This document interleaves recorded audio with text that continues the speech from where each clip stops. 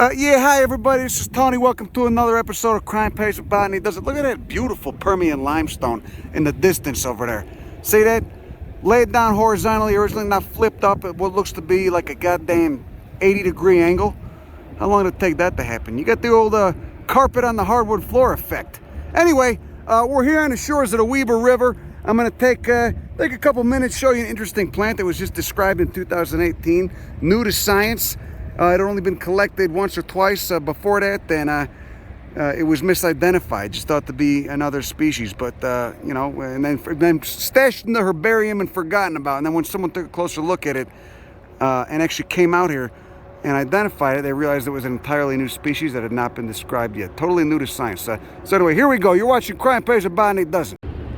Okay, so here we are in Weber Canyon, sandwiched between the Union Pacific Main Line and the freeway over there. And right here we got a plant that was just recently described as of 2018. It's been hiding in plain sight the entire time. I don't know how. It looks remarkably different from all the other species in its genus. This is Stephanomeria occultata. Occultata because it's, you know, it kind of hides out. You can see those, look at the ligules. It's a chicory. It tastes absolutely terrible. I just had some in my mouth while I was taking a herbarium voucher. Oh yeah, look at the beast, get it. Go in there and get it. Get it right there.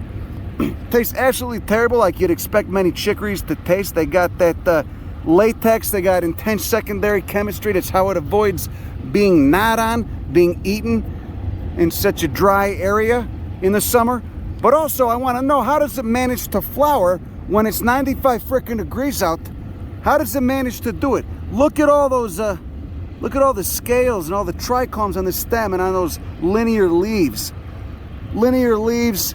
You got anywhere from between 6 to 9 little anther tubes in there. There's little pink anther tubes. And then, let's see, you got, what about 9 ligules it looks like too? 9 ligules on the flowers. Incredible. Stephanomeria, of course, is the genus of desert chicories. Right up there with Lygodesmia. The Chicory Subfamily. Chicoryoideae of the sunflower family Asteraceae. Hiding in plain sight. It was hiding in plain sight all along. You got the tubers going down there, bunch of tubers. You got the dogs playing in the water and shit. Also got the railroad over there. Look at this thing. Completely distinct new species of Stephanomeria that was just here on the shores of the Weber River near Ogden, Utah. This is a narrow endemic, only known from a few places in this region of Utah. So this is Blake Willard. He's the man that described this in 2018 with one other guy. One other guy. And you were saying, when's the rattlesnake out? Oh, he lives under that rock, huh? Yeah, he bounces between this rock, another rock over here, and this rock pile right here. But he's normally not out till night, huh? Yeah, about 6 p.m. Should we leave him a treat or something? I got some jerky in my car. Might be. Yeah. Wait, what's the age on this limestone? Do you know? I'm not sure. I'd have to check. Where's the one flowering? Oh, there it is. They're up there. We have that one. This one's a little better. I had a chance to check it out. So you could see how this thing blends in, because you got the chrysothamnus right here. It just looks like a chrysothamnus. There's the chrysothamnus. You make sure that rattlesnake Larry or whatever his name. They're normally not out during the day, at least on a hot day. And then you got that chicory. That's Stephanomeria occultata. Look at that, just bright. Just looks like you got some sagebrush too. Just more of that color, mint green. Nothing to look at. Easy to go, easy to miss. Easy to go unnoticed. It's crazy though. I mean, it's, you know, the Salt Lake Ogden area is a generally dense metropolitan region. I mean, we've seen tubers going by on a river. Cars driving by and what the shit, and just the whole time it was here. There you go. New to science as of 2018. It had been collected before, but mislabeled or what? Yeah, mislabeled. It was collected once in, I think, 2012 from Lower Weber Canyon and mislabeled as Stephanomeria tenuifolia. Did you find any other herbarium vouchers of this thing? No. Just that one? Yep. So it's a narrow endemic. Where else does it grow? It's really only known from this corridor. This is by far the largest population. Lower Weber Canyon has a creek that still floods and churns and has some ephemeral gravel bars, and there's another population known there. And some of my colleagues found a population on the Ogden River drainage, which is just a short, maybe 1 mile away over a ridgeline to the South Fork of the Ogden River. So how many populations total? I would say there's probably 3 populations, and then about another 3 subpopulations for this species right now. So it's a narrow endemic, probably just speciated or paleo endemic. What do you think? That's always a question. Paleo endemic. I think we're looking at something from the Pleistocene Lake Bonneville time. And my guess, I'd be curious what systematic work will be able to resolve, but I would think that this plant diverged from Stephanomeria fluminea of the Wyoming drainage, kind of just outside of Jackson, Wyoming, at some point in the past, but I'm really not sure how old. Stephanomeria itself is just a very old group, so I don't know when they diverged, but they've all really carved out their own ecological niches within the Western U.S.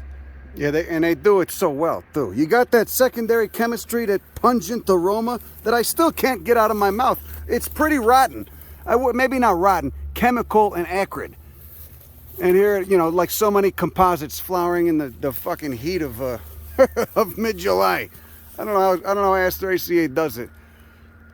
Anyway, there you go, Stephanomeria occultata. Astragalus lentiginosus of Eriogonum. This thing is a fucking mess. This is the rabbit buckwheat. Eriogonum brevicole. It's a species complex. They look so different. You know, they look so... I was just seeing it in Wyoming. Looked completely different. Still had the glabrous stems. Still had a similar leaf, a wider leaf, but with that same hairiness to it, that indumentum of little hairs. The flowers looked completely different. What a mess. You go on, like iNaturalist, look up Eriogonum brevicole, you get like 6 different species. So it looked like 6 different species for the taxon image. You know, Eriogonums will really fuck with your whole idea of what constitutes a species. I mean, really, they just, you see so much plasticity. Nothing is static, nothing's constant in them. You'll see the same species with so much variation, you know, widespread across all of its range. You know, so you just got to be loose. You got to have a loose interpretation of what a species makes. What makes a species? And this rock, yeah, it's metamorphosed limestone, it looks like. I mean, I don't know. I mean, you can see there's crystal structure in there. It's got a grain size to it. So Permian, it's Permian, and it's had some time to get cooked. Some secondary alteration as well. So you got Larry's little den, his little setup out there. He'll probably be coming out around 6 or 7 p.m. tonight. He's a Crotalus viridis. He's a prairie rattlesnake. He's the guardian of this little plot. And then over here, you got more of that Stephanomeria looking much different. And of course, nowhere near as shrubby as those individuals down there. So how did it get here? Is it seed or did it spread by rhizome? It spreads by rhizome as well. That's why you get colonies of it. But, you know, you'd almost think it was a different plant. When you get up close, you see those chicory involucres. See that wool on the stem, that wool, that indumentum on the leaves. I mean, if you really are curious, you could taste it too. It tastes terrible, but incredible. There's a high railer going by. I can smell the railroad. It's almost making me a little sentimental. Not enough to ever go back and work for that company again, but anyway, here we go. Here's a Rigeron arenarioides. Just coming right out the cliff face, out of that cooked limestone.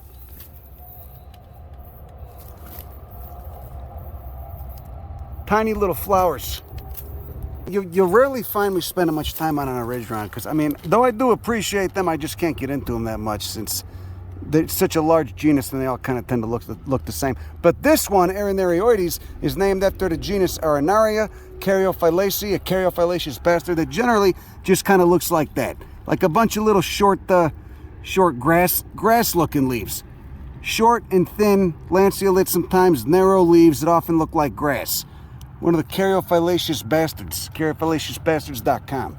And this thing's always growing out of rock walls, which is a good identification factor, a good diagnostic factor for getting this species of Rigeron ID'd. You can see it's growing right out the rock right there. You always find it growing only out of rock. One of like 500 different Rigerons. Hey, Larry, you home? Come on, just let us get a picture of you. All right? He doesn't like us. He probably thinks we're Jehovah's Witnesses. I don't blame him, you know. Hey, Larry, come out. Yeah, you don't want to come out. Okay, and here's one for all you stoners out here. This is cannabis's closest evolutionary relative, our native hops. Humulus lupulus, variety Americanus. Look at that. Super scabbard. Texture to it, almost like a sunflower stalk.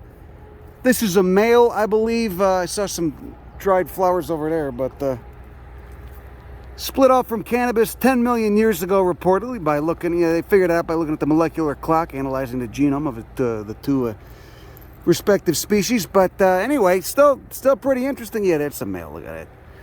Still pretty interesting to see. Just doing a whole vining thing growing on the side of the road here in goddamn Ogden, Utah. Anyway, so there we go. We'll throw some more rock porn in the mix for you right there. This is early Triassic sandstone, and you can see it apparently had that some nice iron oxide in it. You could see some ripple marks right up there. If I can get it to so just shallow seas. See the ripples right there? Turn the exposure up, nearly blind your ass. So that tells you that it was relatively close to shore. Real interesting shit here. Triassic sandstone, roughly, yeah, let's say 235, 240 million years ago. Okay, before the dinosaurs had even evolved, all right? Right after that big Permian thing, those epic flood basalts that caused the largest mass extinction in Earth history. Well, it was a combination of things, but the flood basalts were really, they were probably number one on the list. Look at the pattern on those. And of course, these were all originally laid down horizontally. Now they've been flipped up by intense compressional forces sometime in the last 240 million years. Who knows what the shit happened, but you definitely get that that rug on a hardwood floor effect going on.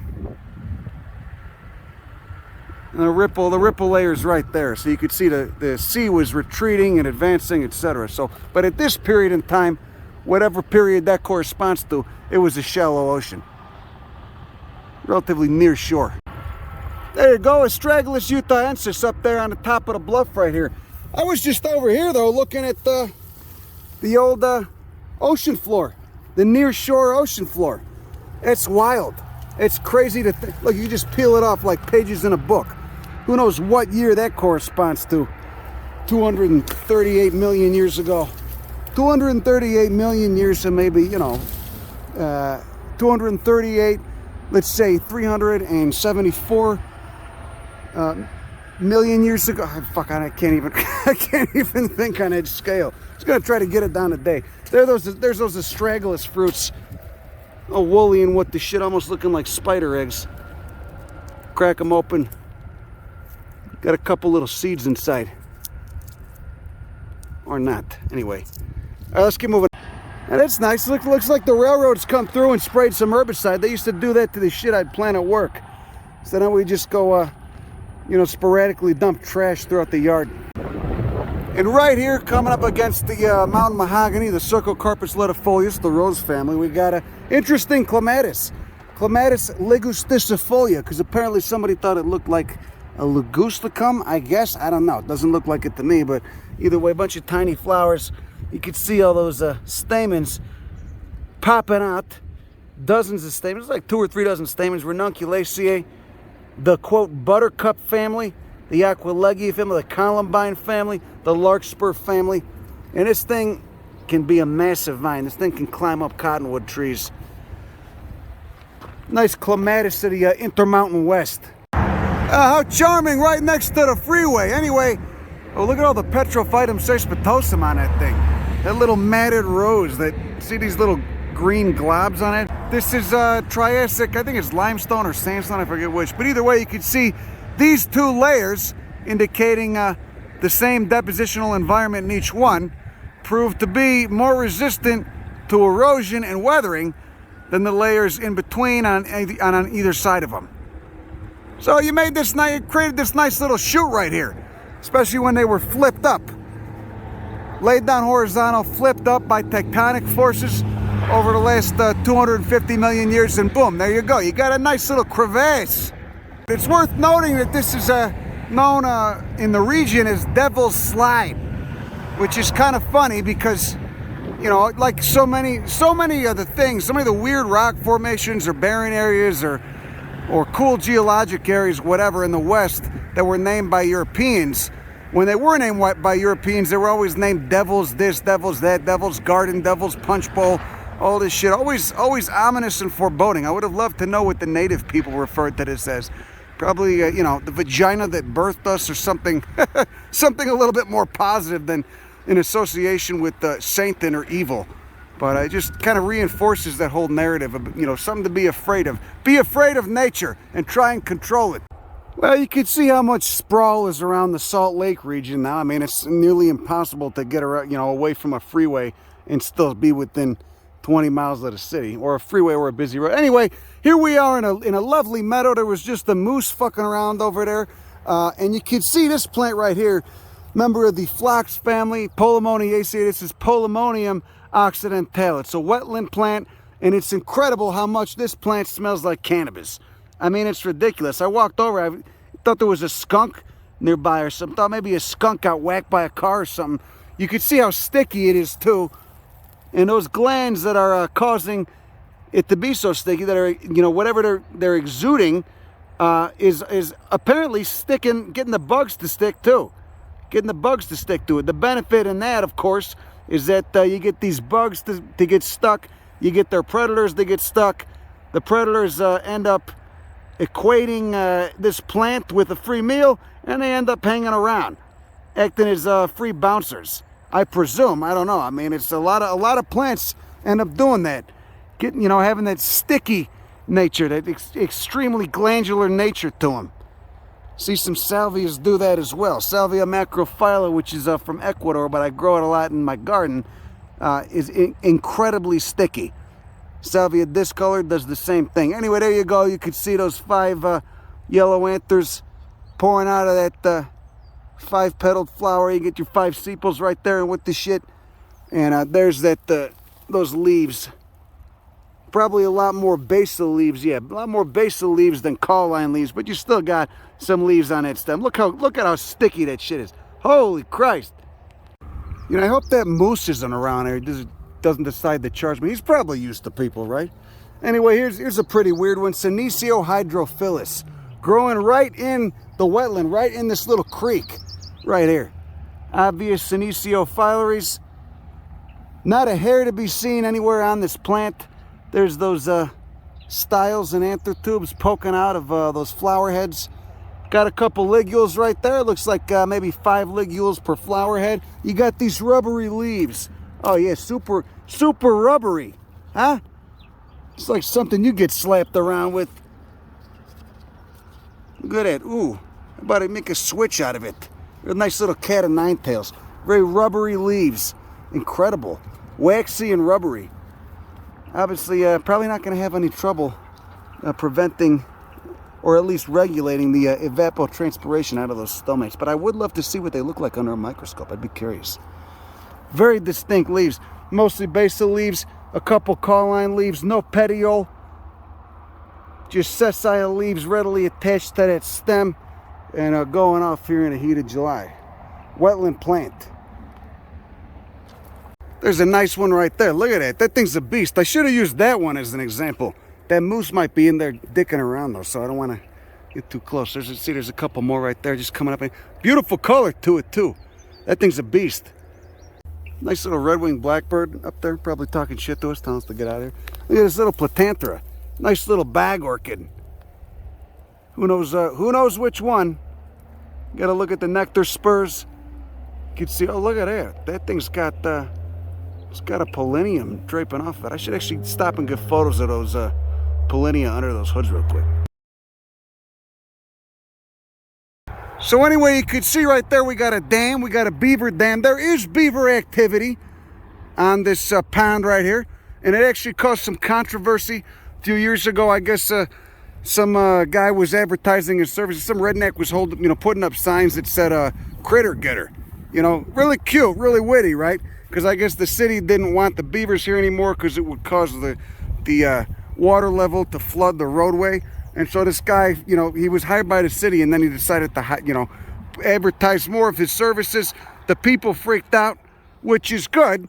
And so, you know, they said they came together and had, I guess, some sort of town meeting and told this guy, you can't kill these beavers no more. Got to relocate them, if anything, if they're flooding your golf courses or whatever other stupid shit. And so, anyway, the way they circumvented the beavers here, this pond, they decided this pond was okay. They could build their dam right here, but they didn't want them building any more ponds further up the way because that would flood the road. I understand it. It's reasonable. So what they did was they put a tube that basically, once the water level gets to a certain height, it basically just, you know, moves the water. It's basically like an overflow in a bathtub. So it moves the water further downstream. So all you got to do is install a tube. You don't got to kill any beavers, okay? You want the beavers around because, you know, they're cute as fuck. And also, they provide essential wetland services. You want this shit. So, you know, more of that just innate fear of nature, that anger at nature. I don't even like that word, nature. It's kind of a misnomer. Anyway, you know, that attempt to control nature, there's ways to work around it, to work with it, you know, and realize the fucking benefits you get from it, not be such a shit for brains, you know, and apparently it worked. So I don't know what happened to Crittergator, though. I don't know if took his services elsewhere or what, but anyway, there you go. So they got a beaver on a pond now. That's the short end of the story. Can't believe it took me 2 minutes to say that. Go fuck yourself. All right, here we go. This is as good a spot as any to wrap up today's episode. We're on the side of a hill at an elevation of about 7,500 feet. Okay, the entire hillside is a seep. Look down there, you can see that waterlogged soil. All right, the whole hillside sloshes when you walk on it. You got your Senecio triangularis right there.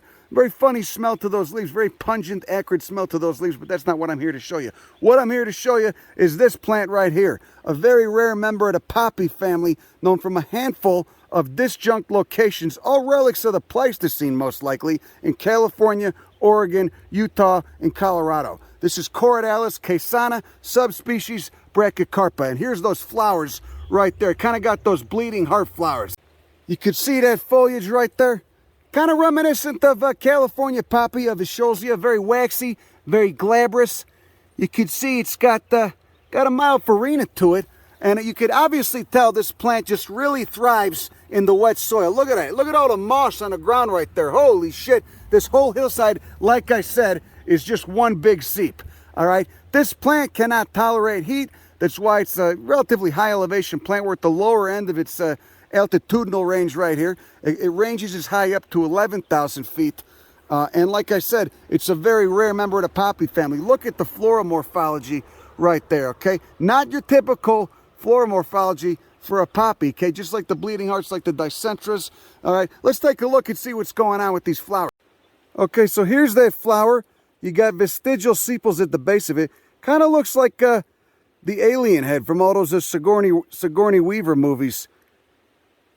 You got two very weird petal morphology here. 4 petals altogether. Okay, two vertical. Oh, there's that little aphid. He's breaking up my money shot. All right, we'll let him ride for a while. Whatever. What is that? Is that even an aphid? I don't know what the fuck that is. Anyway, so you got two vertical petals and then 2 lateral petals. All right, petal on the top, petal on the bottom, anterior, posterior petal. All right, you got a nectar spur on that posterior petal, and then you got those 2 lateral petals with those little red pigmentation. All right, let's crack it open and see what's going on. Actually, let's take a look into that. Pollinated mostly by bumblebees there. What is this guy doing? He's totally hogging my money shot. The 3rd cup of coffee is really making it hard. All right, let's just get in there. Okay, cracked open. We got that anterior petal bent down, and those 2 lateral petals, you could see them with the pink tops. And then you got that ovary in the center with the green style on it. And it looks like between 4 to 6 stamens on either side. So anyway, these get pollinated by a bumblebee. They do their thing, and a fruit matures. You can see the fruit right there. Those are just basically swollen ovaries, still maturing. When they're finally mature, they'll turn into a little brown capsule and then violently dehiss, spraying seed all over the goddamn hillside to eventually give some recruitment of new plants. You can see this plant is doing very well here. It's thriving. It's everywhere on this wet hillside. But it will not grow any lower than this. It does not like the heat, so who knows how climate change is gonna fare for this plant right here. Look at that foliage, beautiful.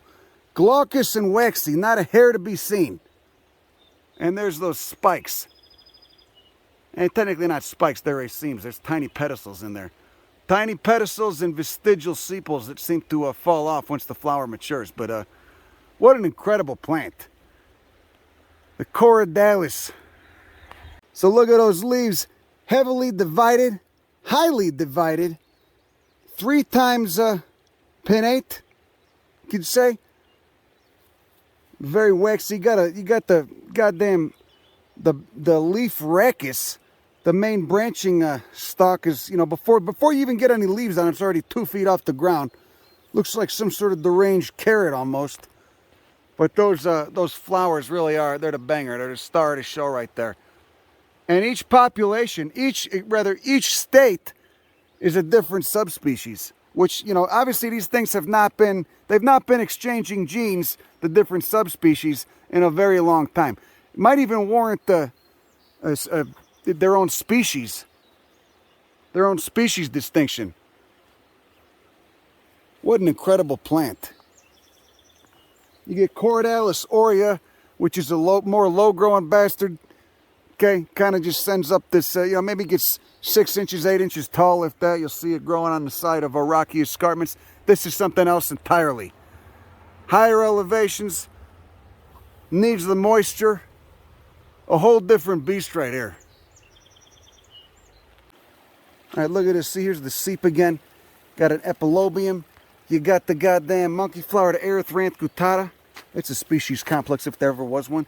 You got the moss. You got water everywhere. Ooh, you got some, what is that, algae? I can get up here without breaking my ass. Oh, it smells lovely. All of Utah is so bone dry this year. It's kind of depressing, but not here. You got that nice snowmelt. Look at this thing. Just taking up the whole hillside. Here's Aconitum columbianum, Ranunculaceae. Almost looking like a delphinium. Look at that hood. That's a weird goddamn petal, huh? It's a weird floral morphology.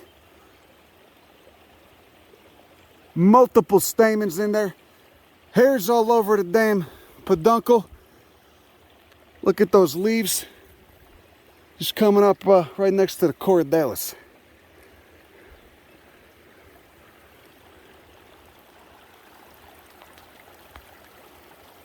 Wonder if anyone's growing this thing. They should be. Apparently it's got some very toxic compounds in it. Oh yeah, see, look, they're blowing up. These seeds are already dehiscing. Violently dehiscing. Ah! Oh my God! Look at it! Did I make it do that? Ooh.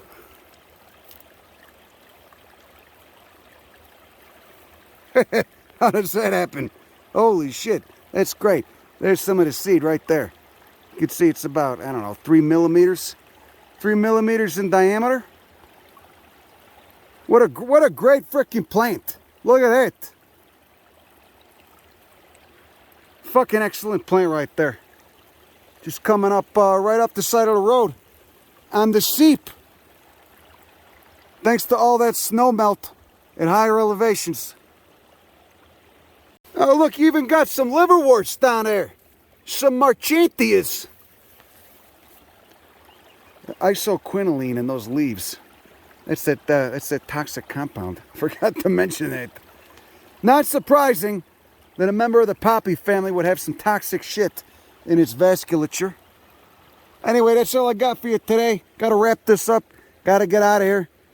Hope you enjoyed that, learned a thing or two. Enjoyed some of that. Some of the rare plants of the Salt Lake City, Ogden, Utah region. Okay, it's more than just a bunch of suburban sprawl. How about that? That's all I got for you today. Have a good rest of your evening. Go fuck yourself. Bye.